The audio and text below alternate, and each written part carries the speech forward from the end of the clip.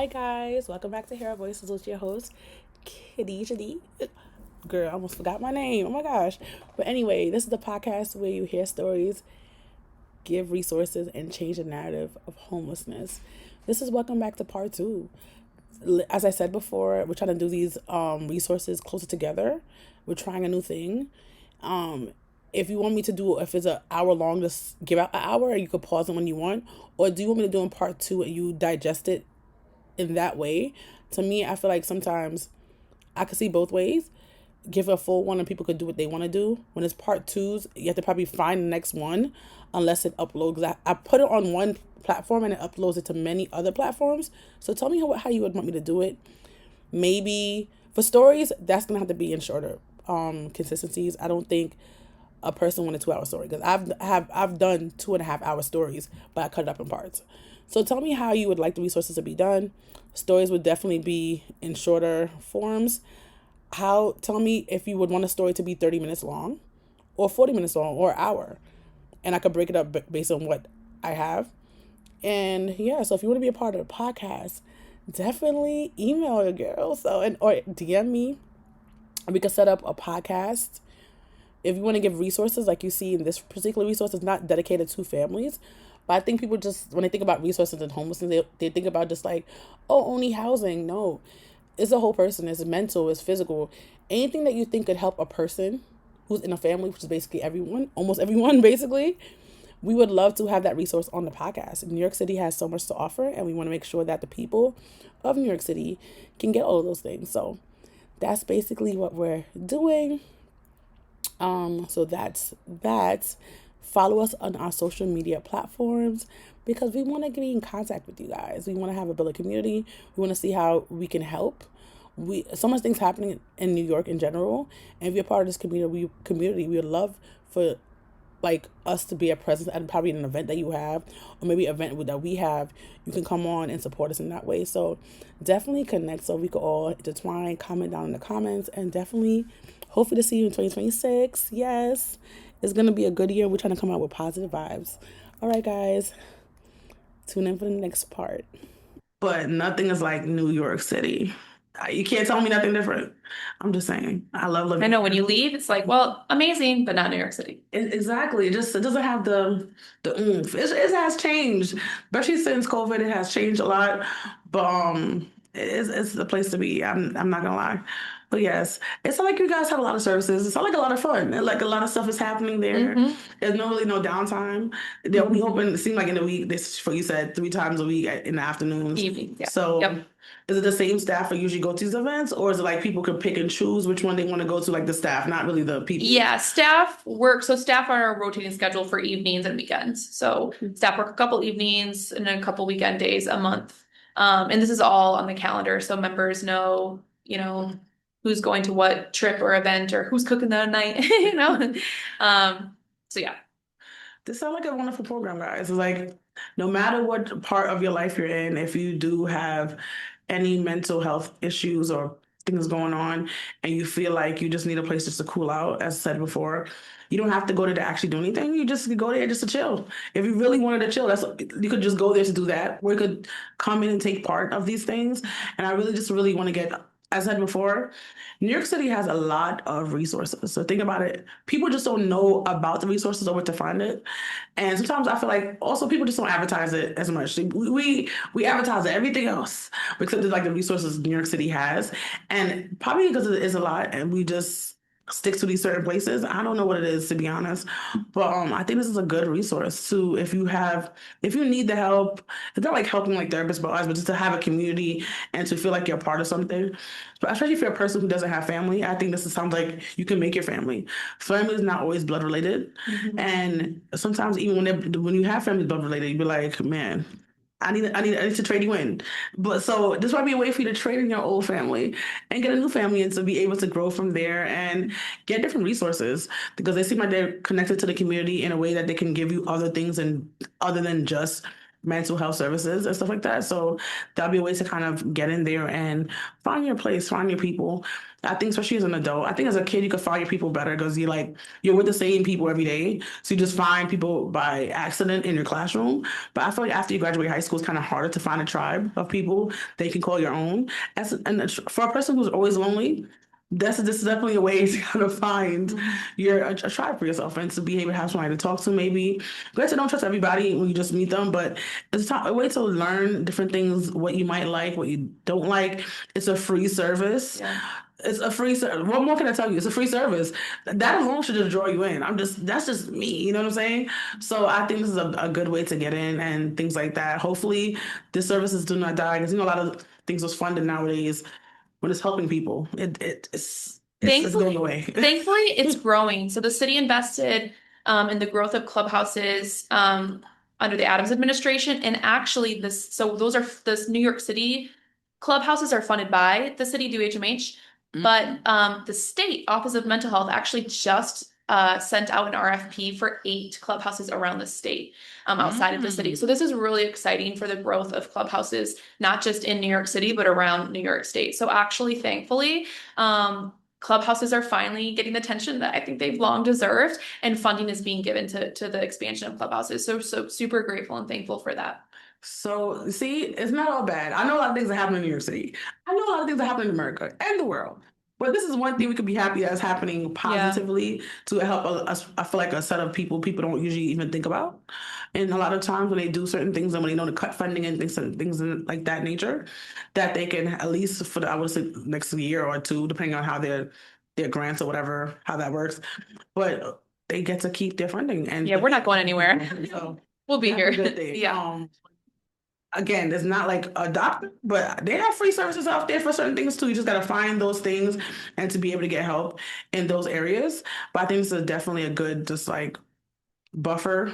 I don't know if that's the proper word for it, but buffer things to do. Just keep you occupied. I think it's a struggle to find things. Absolutely. And the way, we see it is for a lot of our members, the medication is necessary. So they are taking medication and they are seeing a therapist and maybe they are receiving treatment. Maybe they have a dual diagnosis. And so there are things clinically that they're taking care of outside of the clubhouse, but this couples with that. So it's like, it doesn't end just with the doctor or with medication or with your psychiatrist or your therapist. That's needed. We love that. We celebrate that. And we help people get connected to those resources and needs and that treatment, those providers, if they need it and when they need it.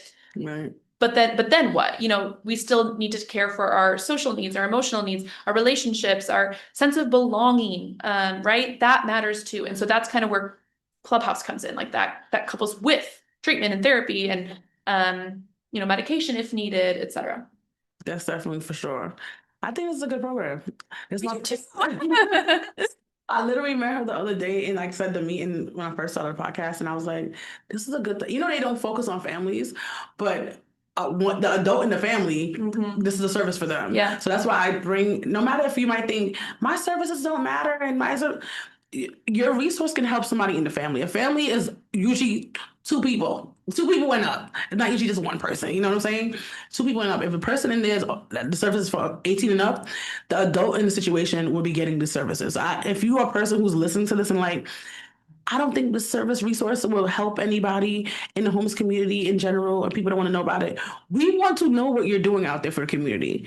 It might not be specifically for homeless people, but I promise you, people who are coming in to get your services, 1 of them or 2 of them for the day is homeless or formerly homeless. So we would love to have anybody come on to the podcast to share the resources because New York City has so much resources to give out. It's just we have to put them out to the people properly by doing things like this and by sharing it on social media so that people can understand what we have to offer. And granted, everybody who listens to this is not going to need the surface, but I promise you it can help at least 1 person. When you're helping 1 person, that's all really what matters out here. You know what I'm saying? So I think this is definitely cool, unique, and it's not families only. It could be anybody who's homeless in general. It could be a single person, woman, man, it doesn't matter. We have siblings who come, we have married couples who come in, so it's, we have parents and their adult children who come in. So yeah, absolutely. And one thing I would be doing venture a disservice if I did not mention, We also do have supportive housing programs, which is amazing. So we have 4 clubhouse contracts, like I mentioned, the Staten Island, Queens, Bronx, and Brooklyn. But we also have 3 supportive housing programs. And so one supportive housing program we've had for decades that's based out of our Jamaica Queens Clubhouse. And in that program, we house 92 adults across all 5 boroughs in supportive housing. And then in the last few years, we've opened 2 young adult supportive housing programs. Okay. And so those young adult supportive housing programs specifically house young adults between the age of 18 up through their 26th birthday, who are coming out of homelessness, come from the shelter, street homelessness, and or aging out of foster care. And we get them in supportive housing and help them with many of the services the clubhouse also offers, but just really gaining their confidence to live independently, to get a job, finish school, and just gain their confidence living in New York City. And so those supportive housing programs, tenants pay 30% of their income towards their rent. But the lease is in their name. They're managing relationships with the super, and they're maintaining their apartment. So it's a high level of independent living. But we are of course providing support and checking in on them and advocating for them and just being a resource for them as they transition into living independently. Some of them for the first time. That sounds pretty cool. So there you go.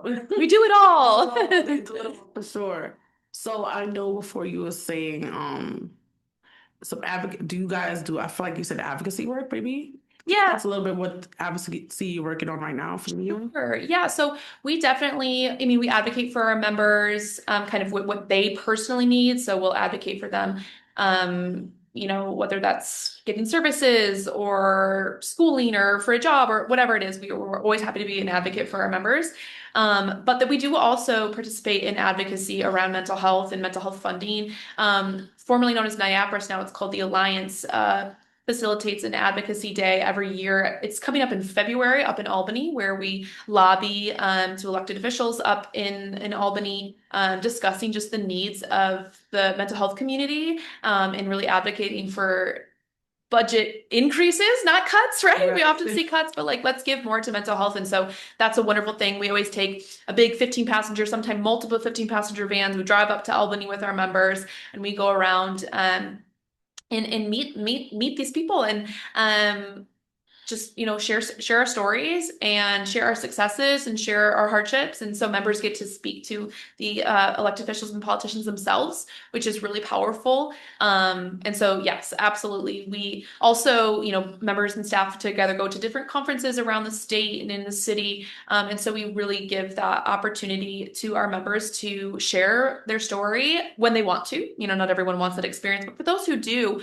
to share their story and advocate for mental health services and mental health funding. And also members come to tabling events with us, or when we give presentations to possible partners or referral sources. All of that is done, members and staff together. We want people to hear, potential members to hear from members themselves. And so we absolutely always, all of that is done together. And so, yeah, we have some wonderful member leaders who just do such a great job and really shine in those spaces. That sounds cool. That sounds awesome. They do a lot. So they're well-rounded in everything that they do, and definitely seem like they help out the community very well. And and we're always open to new ideas. And so as a member-driven program, that's where any member who wants to try this new project or this new program or this new initiative with the clubhouse, of course, you bring it to the community. We have every other week we have something called a house meeting, and any member or staff can put ideas on the board, basically, of what we're going to discuss as a community, and everything is decided by consensus. And so if a member has a new idea that they want to try, and the community agrees and we want to go for it, then we're going to go for it. And so that kind of is what enables us to be so well-rounded, right? Because we all have different interests and ideas and backgrounds and strengths, and we want to elevate all the strengths of our community and all of our members. So it does help us be this well-rounded. Understand. Yeah. Maybe I'm not sure of the other clubhouses other than yours, but do they ever go under 18? Or because they want to make sure they only get adults because it's kind of probably a gray area to have younger people? Specifically, the clubhouse model is 18 and up. And so, General. as I mentioned, clubhouses are around the world. And so there's our governing body is called Clubhouse International. They're their own nonprofit. They're actually based here in the city. But to be an accredited clubhouse, we all follow the same 37 standards. And so it's kind of yeah. And so it's like basically our program model and structure. And so every couple years we will have an accreditation visit from Clubhouse International where they'll come and they'll visit the clubhouse and basically ensure that we're adhering to those 37 standards to just keep the integrity of the clubhouse. It's a proven model that works. And so that is just to say there is those 37 standards that clubhouses must follow to be accredited. And one of them is that we are engaging with adults, so 18 and up. Do you know any resources for people under 18? Like it was similar to this?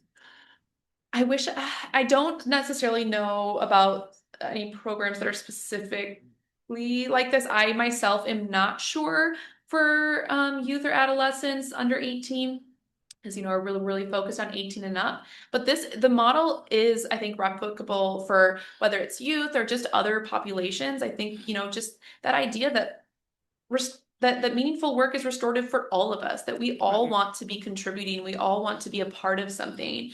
We all want to belong, we all want to be valued, we all want to be needed. Like that in itself produces transformation in all of us and just human beings. So I don't know if this is being done with youth or other populations, but I think it should. I think the model and kind of just the bones of what the clubhouse is something that absolutely should and could be replicated with other communities and populations. I think with adolescents, it would be harder to do 9 to 5 because they should be in school at that time. But I think it definitely, I know they have drop-in centers, and I used to go to drop-in centers when I was younger. It might be a thing that they could have some with only mental health. Because sometimes I feel like it's harder, especially as a kid with all the emotions that you're growing. It might be even harder in my mind for a kid to kind of go through these things. And it might be a safe place, and they won't.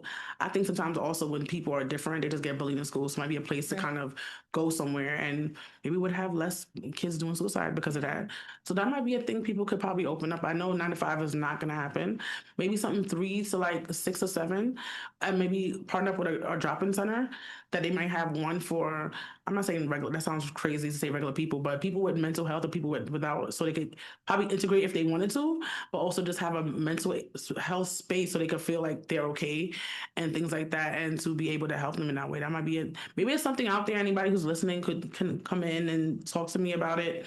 That would be cool. But I think just having a place for kids who are younger, there might be things to have, and to make them not feel alone, and make that I feel like a lot of times when you have disabilities or things like that, you feel like you're the only, you go to the doctor's office and everybody else has the similar problems. So you're still like, dang. Yeah. I'm the only one, and it's not even true. Yeah. So I think that'd be also a way to kind of have that out there. So I think you touched on something that's so important of, that it's important to be in spaces where you feel understood and you feel seen and you feel like you can take your mask off. Right. And I know specifically in the clubhouse and with people who are navigating, a mental health diagnosis, they're often experiencing great stigma in the world, right? And in their day-to-day lives. And so it's just so important, whether it's a clubhouse or another space, kind of as you were mentioning, but that we have community in places where we feel known and seen and understood, and that we don't have to hide. We don't have to feel like we have to hide, and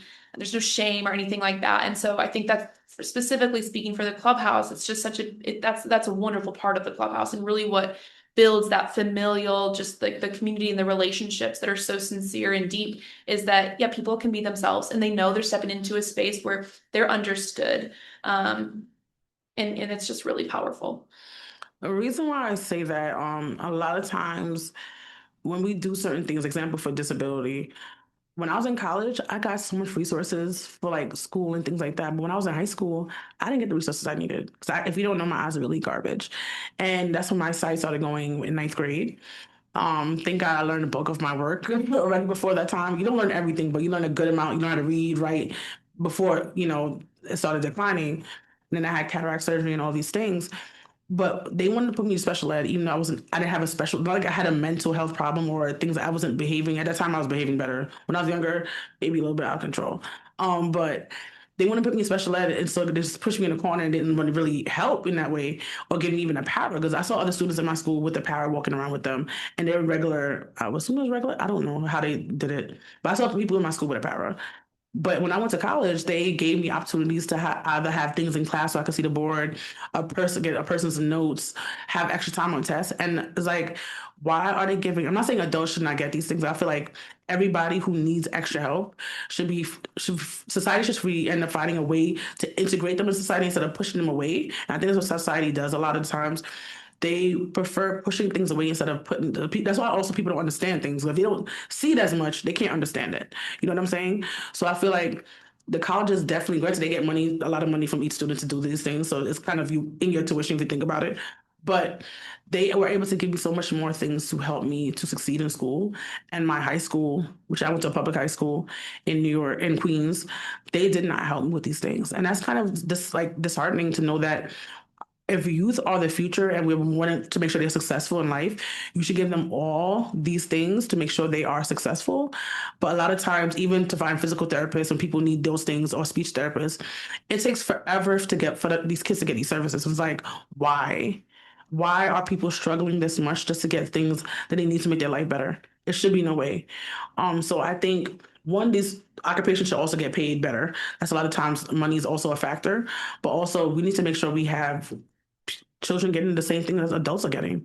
That's why I'm really, that's like, great time mental health and disability is different, but it's the same because it's all medical stuff. So I'm like, our kids are not getting this. This is it's a part of them getting left out. And I want to make sure that they can also get the same kind of stuff that adults are getting.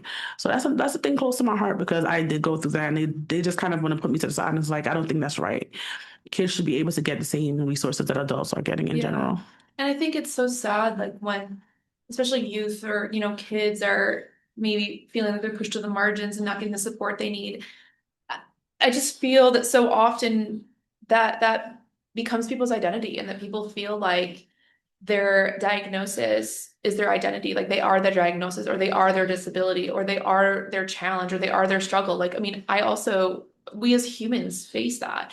But that's just not the truth, And so that's why it's so important to get the support in the community that you need to see, like, I'm not my challenge. I'm not my regrets. I'm not my pain. I'm not my, diagnosis, my challenge, whatever it is.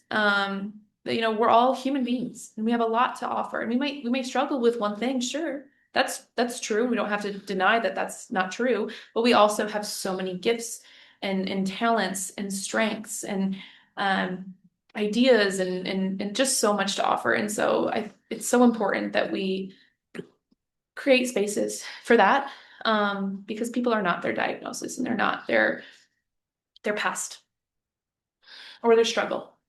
For sure. If you're in a different country, I know some of y'all listen to me from different countries too, but if you're from America and you're obviously in a different state than New York City, and how does your state do it? How do they go about doing this thing? Maybe we could implement it here. It'll be, we're trying to do a lot of things at one time in New York City, like every other state is doing. So maybe we could adopt some things that you have, or maybe drop some things that we was not really working, because stuff be in place and it don't actually work for the people. So what is your state doing, and how are they going about it? What is the country doing, and how are they helping people with mental health and things of that? Do you have any last of your words? I was just going to say on that point too. And if you know of a clubhouse in your community, whether it's another state or another country, like I said, this model is worldwide. Right. And so it's so cool, because those same 37 standards that guide and structure our program day in and day out are the same 37 standards that are structuring a clubhouse in Finland or in Mexico, or, on the other side of the world, with different language, different culture, etc. But it's the same structure, and it works because it's restorative, it's transformative, and it's really helping people along their recovery. So to kind of get to your point, if you're listening to this in another community, another state, or even another country, and you're interested in this model and this program, look it up. If you go to Clubhouse International, their website, you can view kind of where the clubhouses are around the world. But I definitely, even if you're not in New York City, it's something to look into, because it is international and it's a beautiful thing. So also comment and share if you know of a clubhouse in a different state or a different country, because it's important we get the word out. Yes, definitely. And if you're in a different state and you would like to comment down below where you're located so people can find where you are, that would definitely be cool. So thank you for tuning in. Thank you for being here. Thank you for being amazing. Please follow us on social media. We're trying to grow. We're very. You see how we are. We're tiny, but we're trying to make it out here. And hopefully, when we get bigger and better, we can do more stuff in this. Probably not out the country, guys. I'm sorry. This might be only an American thing if we get as big, because we can only do but so much. But maybe we could do more states. Maybe one day we could do Jersey. I say Jersey because it's closer to New York than other places. Maybe Connecticut. Like it might be the tri-state area. It might not go to the south or something like that because it's just different stuff in different states. I could might maybe those. But right now we're in New York City. Maybe we start going upstate. That's maybe I should, instead of going to a different state first. Maybe I should try upstate after a while because upstate needs a lot of help with their resources and things like that. And I feel like it's not as much as New York City. But anybody who's listening, if you want to put more stuff up in New York State, they definitely need. There's a lot of stuff going up there in upstate New York, so they need a lot of resources too. So if you're listening, you have the money and have the time and the energy to do it. We definitely would like that also. But yes, thank you for coming in. Thank you for tuning in. And I see you next time. Bye. All right, let's see.